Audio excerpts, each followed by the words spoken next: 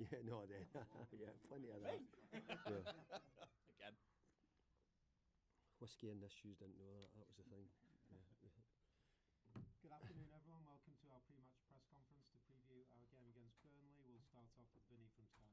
David, I just wanted to revisit Jordan Pickford's save from the weekend because he described it as possibly his best ever. Where do you rank it in the moments that he's had for you? I'm sure Jordan would. I'm no doubt about that.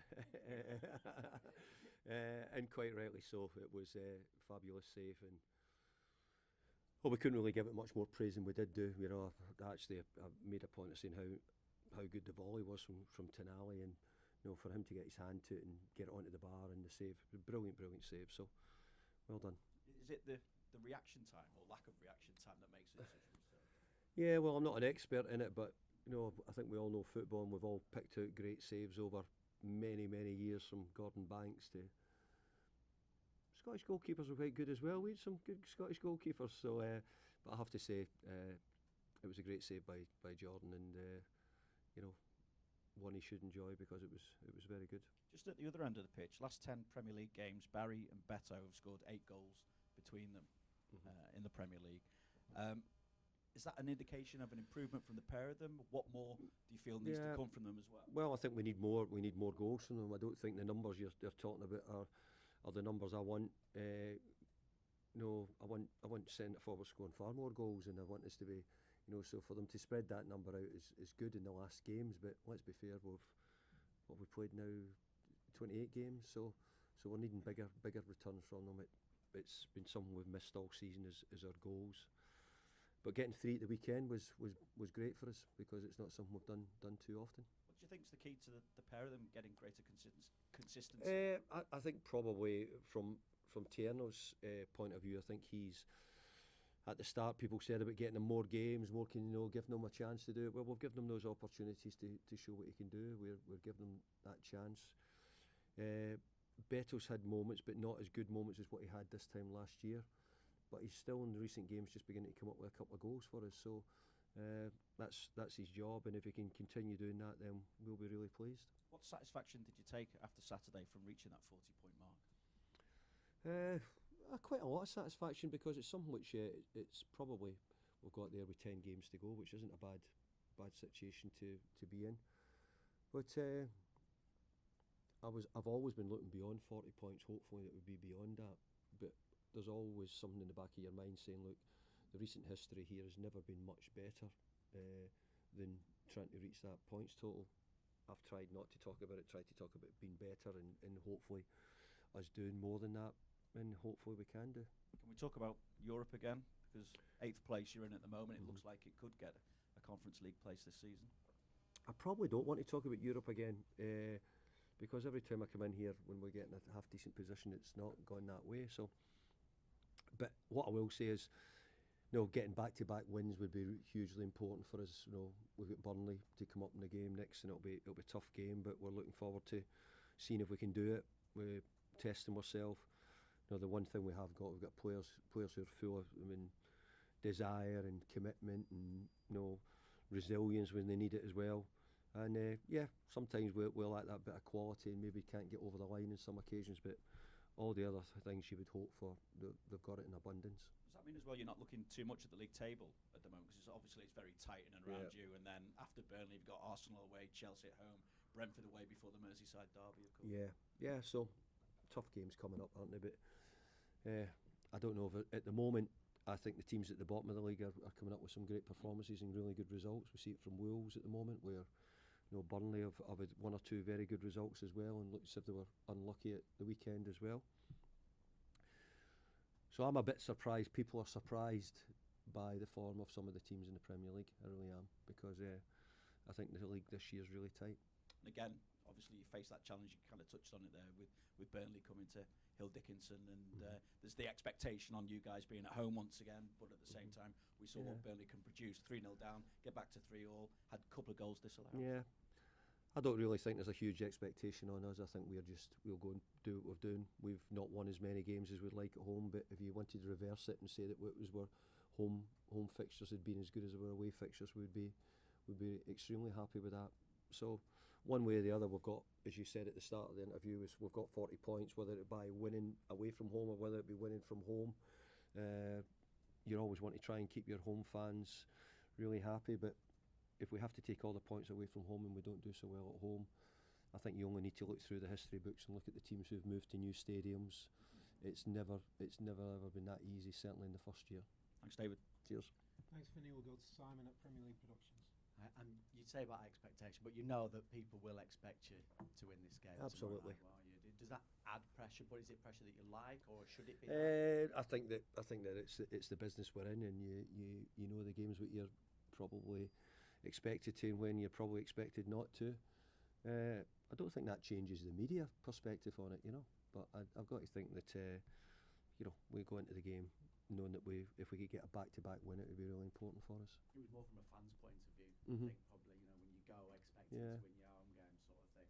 Yeah, but I think that, again, I think if you're a real football person at the moment, you're really studying and you're considered in how you're looking at football. You're looking at the Premier League. You're looking at, you know, Aston Villa, who've been magnificent, go to Wolves and find it tough at Wolves, and you know, Burnley have come up with some really good results at different times, you know. So I think that at Chelsea recently. So I don't think there's any given in the Premier League. So expectations are there, but well, sometimes we can't always quite reach them.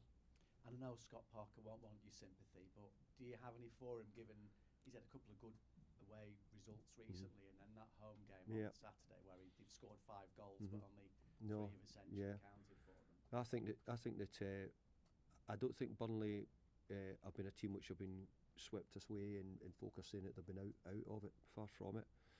I think they've kept fighting, and I think every team who's had to go to tough moors found it difficult with the games. If you look through, and teams have maybe beat them like Brentford did at the weekend, but overall, I think they've been a difficult team, and they've started to get a couple of pretty good performances away from home as well. He's a good football person, Scott Parker. He is. He's someone that you come across. Yeah, actually, I tried to sign him here a couple of times for Everton when I was a manager here, and he was still a player.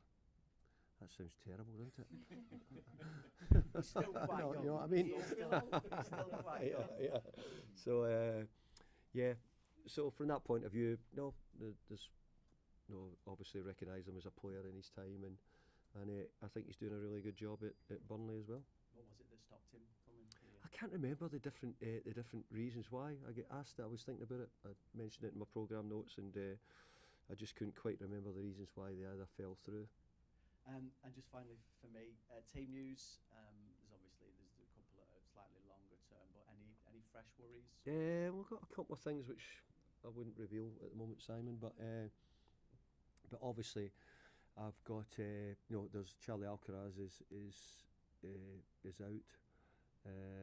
Is he back on the grass, Charlie, yet? Charlie's not back in the grass, no. Seamus Coleman picked up a little bit of a nick, not serious, just on what do we training? That's right, training. Friday. So Seamus Coleman missed out at the weekend, just with a little bit of a nick.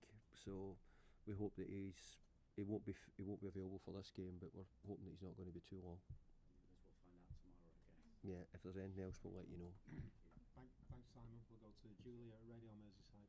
Yes, hi David.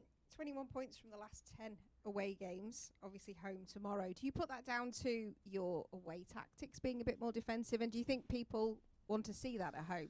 Could you do the same at home? No, I wouldn't put it down to that, really. I'd put it down to we try to play the game and how we see it.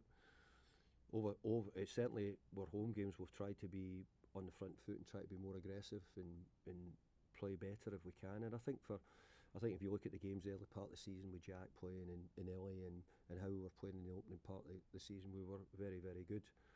I think since we've got to sort of December, picked up the injuries, the AFCON boys, we've just sort of found it difficult. And if you look back, even things like the FA Cup team we had out and what we had available to us, we've been really short.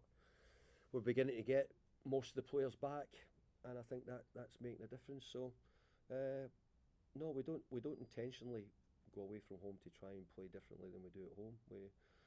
We want to defend really well, but we also want to attack really well if we can, and probably more we've defended really well, certainly away from home, I think at home we're a little bit more open. We're trying to find ways of winning games, and in some ways that's cost us a little bit.